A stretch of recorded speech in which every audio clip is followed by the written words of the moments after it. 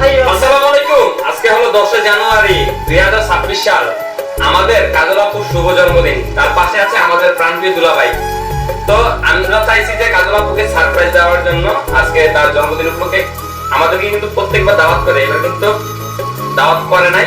তো দাওয়াত করে নাই তাতে কি হয়েছে, আমরা কিন্তু ভুলি নাই। তো আমার পক্ষ থেকে ভাই গরিব মানুষ ছোট্ট একটা গিফট দিয়ে আসছি। তো কাজল আপু আমার পক্ষ থেকে ছোট্ট একটা অনেক অনেক ধন্যবাদ আপনাকে। তো আমার কাজল আপুর জন্য আর কাজল আপুর হাজবেন্ডের জন্য একটু বেশি করে দোয়া করবেন, আর বিশেষ করে এই ভিডিওটা সবাই শেয়ার করে দিবেন।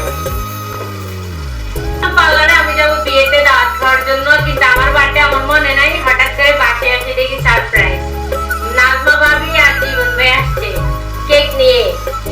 আপনারা সবাই ওদের জন্য দোয়া করবেন, আমার জন্য দোয়া করবেন। হ্যাঁ, বেশি করে দোয়া করতেছি। আমার জন্য একটা ছেলে হয়।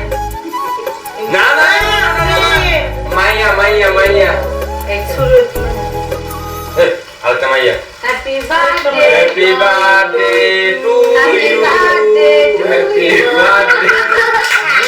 বার্থডে পালন করতেছি আমরা, বুড়া মানুষের বার্থডে।